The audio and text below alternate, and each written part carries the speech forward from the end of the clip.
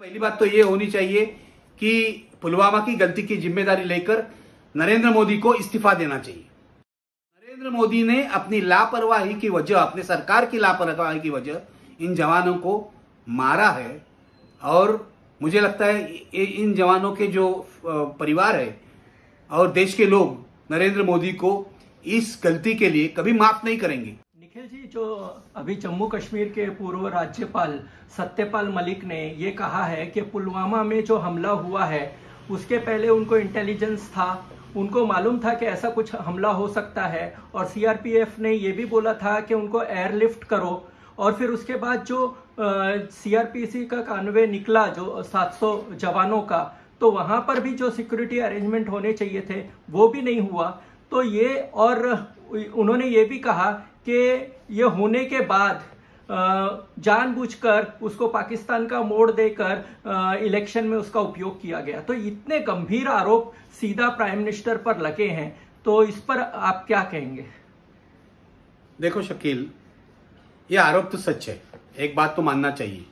सत्यपाल मलिक जो है बहुत सालों से राजनीति में है। वो पहले डॉक्टर लोहिया के साथ थे, फिर भारतीय जनता पार्टी में गए, भारतीय जनता पार्टी के उपाध्यक्ष थे, फिर मोदी जी के करीब थे, इसलिए उनको गवर्नर बनाया। और वो जो बोल रहे हैं उसमें सच्चाई तो है, क्योंकि जब ये हमला हुआ, मुझे याद है 2019 में मैंने एक वीडियो बनाया था और उसमें ये सारी बातें थी। मैंने ही नहीं की थी, कई सारे पत्रकारों ने की थी कि ये जो हमला हुआ इसका इंटेल पहले था। 19 बार बताया था हमारे इंटेलिजेंस एजेंसीज ने गवर्नमेंट को, लेकिन गवर्नमेंट ने कुछ नहीं किया। फिर आप जो एयरक्राफ्ट की बात कर रहे हैं, वो जवानों को ले जाने के लिए एयरक्राफ्ट चाहिए था, वो भी नहीं दिया। फिर ये जो आरडीएक्स लेकर जो गाड़ी अंदर घुस गई, ये गाड़ी घुसने कैसे दी?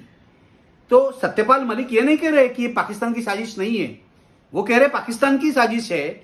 गाड़ी वहां भेजना, आरडीएक्स भेजना, ये सब पाकिस्तानी आईएसआई ने ही किया है। लेकिन हमारे सरकार की, मोदी सरकार की ये जिम्मेदारी थी कि ये रोके। उनको मालूम था, लेकिन सिर्फ लापरवाही की वजह से उन्होंने ध्यान नहीं दिया और हमारे जो जवान हैं इनकी सिक्योरिटी की भी कोशिश नहीं की, क्योंकि अगर एयरक्राफ्ट मिल जाता तो ये सारे के सारे जो 40-42 जवान जो मर गए वो बच सकते थे। तो मुझे ऐसे लगता है कि इसकी नैतिक जिम्मेदारी जो है हमारे देश के प्रधानमंत्री नरेंद्र मोदी की है। नरेंद्र मोदी ने अपनी लापरवाही की वजह, अपने सरकार की लापरवाही की वजह इन जवानों को मारा है और मुझे लगता है इन जवानों के जो परिवार है और देश के लोग नरेंद्र मोदी को इस गलती के लिए कभी माफ नहीं करेंगे। ये बहुत बड़ा क्राइम है, क्योंकि इस तरह से प्राइम मिनिस्टर बिहेव करता है, डिफेंस मिनिस्टर बिहेव करता है और जवानों की जान जाती है। अगर हम दूसरे देश में होते तो आज तक मोदी जी को इस्तीफा देना पड़ता, लेकिन हमारे यहाँ क्या है, हमारे यहाँ तो बिल्कुल हम कहते तानाशाही है, अघोषित तानाशाही है, इमरजेंसी है। तो कोई बोलता नहीं है। मोदी जी अदानी के बारे में बोलते नहीं है, मोदी जी पुलवामा के बारे में बोलते नहीं है, उत्तर प्रदेश में एनकाउंटर्स हो रहे। तो मुझे लगता है इस देश में इतनी खराब परिस्थिति आज तक मैंने मेरे 45 साल की करियर में कभी नहीं देखी है। मुझे लगता है पहली बात तो ये होनी चाहिए कि पुलवामा की गलती की जिम्मेदारी लेकर नरेंद्र मोदी को इस्तीफा देना चाहिए। इनको सत्ता में एक दिन भी रहने का नैतिक अधिकार नहीं है। सत्यपाल मलिक जो बोल रहे हैं वो अगर गलत है, मोदी जी को लगता है, तो लोगों के सामने आकर रोज वो मन की बात करते हैं, भाषण करते हैं, बताना चाहिए। लेकिन सत्यपाल मलिक जो बोल रहे हैं वो 100% सच है, उसको वेरीफाई किया है। करण ठापर ने इंटरव्यू लिया है, करण ठापर की एक क्रेडिबिलिटी है, देख लो। इसी करण ठापर के इंटरव्यू में से मोदी जी भाग गए थे, आपको याद होगा। तो सत्यपाल मलिक जो बोल रहे हैं वो क्यों बोल रहे हैं, इसके पीछे राजनीति क्या है, वो मोदी जी पर नाराज है क्या, ये अलग चीजें है। हमें फोकस करना चाहिए एक गवर्नर, जो गवर्नर रहा जम्मू कश्मीर का, और सिर्फ जम्मू कश्मीर का गए, जम्मू कश्मीर, गोवा, मेघालय का गवर्नर रहा, तो कॉन्स्टिट्यूशनल अथॉरिटी है, था वो बोल रहा है और पहली बार बोल रहा है। पहले तो पत्रकार लिखते थे, आरोप लगाते थे, लेकिन पहली बार कोई कॉन्स्टिट्यूशनल अथॉरिटी ये आरोप लगा रही है। ये बहुत ही गंभीर आरोप है। एक तो मोदी जी को जवाब देना चाहिए या इस्तीफा देना चाहिए। ये इतने 40 जवान मारे गए और जो नरेंद्र मोदी चुनाव हार रहे थे या उनके खिलाफ जो 2019 में जो माहौल बना हुआ था, तो वो पूरा पाकिस्तान की तरफ शिफ्ट हुआ। तो ये आपको ऐसा नहीं लगता है कि ये जानबूझकर इलेक्शन के लिए ये कॉन्स्पिरेसी रची गई थी? देखो, कॉन्स्पिरेसी रची गई नहीं मुझे मालूम नहीं, क्योंकि जो जानकारी सामने आई है ये तो पाकिस्तान ने ही करवाया है, लेकिन नरेंद्र मोदी की लापरवाही के कारण इन जवानों की जाने गई है। ये जो पूरी घटना है, इसका पॉलिटिकल जो इस्तेमाल है वो नरेंद्र मोदी ने किया इलेक्शन में। इसके बाद ही बालाकोट हुआ, और बालाकोट और पुलवामा का इस्तेमाल करके नरेंद्र मोदी ने इलेक्शन जीते हैं। तो अभी 4 साल के बाद ये सब बाहर आ रहा है, तो इसको इन्वेस्टिगेट करना चाहिए। मुझे तो लगता है इंडिपेंडेंट अथॉरिटी ने करना चाहिए, कोई सीबीआई, ईडी या इसने नहीं करना चाहिए, एनआईए ने, क्योंकि वो सब सारे नरेंद्र मोदी की चट्टे बट्टे हैं। तो मुझे लगता है कि इसको इन्वेस्टिगेट करना चाहिए, लेकिन कोई करेगा नहीं। जनता सबक सिखा सकती है नरेंद्र मोदी को, क्योंकि जिस प्रधानमंत्री ने हमारे जवानों की जानें ली है उनको तो इस्तीफा देना चाहिए, लेकिन वो अगर इस्तीफा नहीं देते तो मुझे लगता है जनता को इनको पराजित करना चाहिए। ये अभी ये भी आरोप लग रहे हैं कि देश में, जैसे आपने भी कहा कि लोकतंत्र बचा नहीं है और लोकतंत्र के विरोध में सब काम हो रही है, लेकिन मोदी ने तो ना तो कोई कॉन्स्टिट्यूशन में अमेंडमेंट किया है, ना उन्होंने कोई संस्थाएं हैं उनको भंग किया है, या कुछ ऐसा तो उन्होंने किया नहीं है जैसे इमरजेंसी में हुआ था 77 में। तो आप जो ये बता रहे हैं कि लोकतंत्र नहीं है, तो इसका बेस क्या है? बेस ये है कि इमरजेंसी ने, इंदिरा गांधी ने तो ऑफिशियल इमरजेंसी लगाई थी, उसने तो कॉन्स्टिट्यूशनल अमेंडमेंट की थी, आपको मालूम है, संविधान में उसने तब्दीलियां की थी। बाद में जनता पार्टी आने के बाद वो सब अमेंडमेंट जो है वो कैंसिल किए। मोदी जी को ये कोई जड़ करने की जरूरत नहीं है, क्योंकि वो ऑफिशियली इमरजेंसी कभी नहीं लाएंगे। वो क्या कर रहे हैं, देखिए आप, गवर्नमेंट से लेकर मीडिया तक हमारे लोकतंत्र के 4 स्तंभ है। एक तो सरकार है, स्टेट है, दूसरा लेजिस्लेचर है, जुडिशियरी है, और मीडिया है। हम मीडिया की बात शुरू करते हैं। मोदी जी ने पिछले 9 साल में मीडिया को क्या किया? यहां का जो 99% मीडिया है वो तो उन्होंने खरीद लिया पैसा देके। रोज ऐड आते हैं, एक टाइम्स ऑफ इंडिया को 10 करोड़ के ऐड मिलते हैं, एक्सप्रेस को मिलते हैं, सबको मिलते हैं। तो बीजेपी ने पैसा देके मीडिया को चुप कराया है। इसका मतलब लोकतंत्र का एक स्तंभ जो है मीडिया, वो शांत हो गया, वो खत्म हो गया। और अभी पिछले 9 साल में, ये बहुत ही जिम्मेदारी के साथ मैं कह रहा हूं, पिछले 9 साल में एडिटर्स के जो अपॉइंटमेंट हुए हैं वो बीजेपी या मोदी जी की राय लेकर ही हुए हैं, क्योंकि बीजेपी चाहती है कि हर जगह हमारे एडिटर्स हो। इनके विचारों के जो पत्रकार है उनको ही प्रमोशन मिलता है, उनको ही प्रमोट किया जाता है, वो कुछ भी बातें करते हैं टेलीविजन पर। टेलीविजन के जो बहुत सारे एंकर है वो प्रो मोदी क्यों हैं? क्योंकि एक तो चैनल को पैसा मिलता है, और प्रो मोदी बोलने के कारण इन एंकर्स को भी फायदा होता है। देखो, रवीश कुमार है क्या? रवीश कुमार तो नहीं है, निखिल वागले नहीं है। हम लोगों को तो 2014 में निकाला, क्योंकि हमारा चैनल जो है मोदी जी और अंबानी अलायंस ने ले लिया। फिर आज रवीश कुमार का चैनल अदानी ने ले लिया, वहां सिद्धार्थ वरदराजन भी नहीं है। फिर और सारे जो लोग हैं, अजित अंजुम है या अभिजात है, कोई नहीं है। पुण्य प्रसून वाजपेयी नहीं है। क्यों नहीं है? क्योंकि हम इनके खिलाफ आवाज उठाते। आज मेरे पास अगर चैनल होता और ये पुलवामा होता तो मैं तो पूरे 8 दिन इसके ऊपर कैंपेन करता, चर्चा लोगों के साथ करता, लोगों की राय लेता। तो ये मीडिया का काम है, लेकिन मीडिया ये न करे, इसलिए इन्होंने मीडिया को खत्म किया है। आज का जो गुलाम मीडिया है, पृथ्वी गोदी मीडिया, गुलाम मीडिया है, मुझे तो लगता है ऐसे मीडिया को तो बहिष्कार करना चाहिए।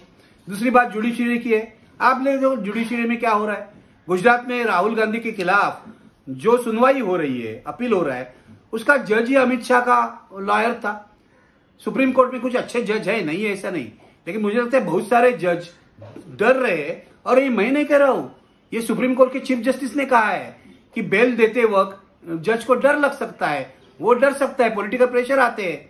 पहले तो राफेल केस में वो गोगोई थे, सीजीआई, उनका क्या हुआ देखो, उन्होंने मोदी जी के पक्ष में फैसला दिया, फिर वो राज्यसभा में गए। तो हर एक यहाँ का जो बड़ा जज है वो अगर पॉलिटिकल प्रेशर के अंडर है तो लोकतंत्र कहाँ है? वहां पार्लियामेंट में कोई चर्चा होती नहीं है। अडानी पर चर्चा हुई नहीं है। अडानी पर चर्चा की इन लोगों ने राष्ट्रपति के भाषण को, वो जवाब जो था उसमें की, लेकिन ऑफिशियल सब्जेक्ट लेके अडानी पर चर्चा हुई नहीं है। एनकाउंटर्स पर चर्चा नहीं होती है, लिंचिंग पर चर्चा नहीं होती है। मुसलमानों के सवाल पर चर्चा नहीं होती है। अगर अभी ये निर्मला सीतारामन वो अर्थमंत्री है, लेकिन वो अभी विदेश गई थी, वहां उसको पूछा गया कि आपके राज्य में मुसलमानों पर अत्याचार हो गए, वो क्या बोली मालूम है? लेकिन मुसलमानों की तादाद तो बढ़ रही है, लोक संख्या तो बढ़ रही है, तो इसका क्या मतलब है? इस देश में 17% मुसलमान हैं, उनका उतना ही हक है इस देश पर जितना हिंदू, ईसाई, बौद्ध या बाकी सारे लोगों का है। तो मुसलमान पर अत्याचार होते हैं तो उनकी तादाद बढ़ती है, ऐसे आप कहते हो? आपको शर्म आनी चाहिए। किस प्रकार की सरकारें हैं? इकोनॉमी खत्म कर दी, डिमोनेटाइजेशन का क्या हुआ देखो। पूरी गवर्नमेंट जो चला रहे हैं वो मोदी खुद चला रहे हैं अपने पीएमओ के थ्रू। जो मंत्री है उनको कोई कीमत नहीं है, मंत्री जी सिर्फ मोदी जी की चमचागिरी करते हैं। मोदी मोदी मोदी इतना ही इनका काम है। तो ये इंदिरा गांधी की जो इमरजेंसी थी उसमें भी वैसे ही चमचागिरी चलती थी, उससे क्या अलग है?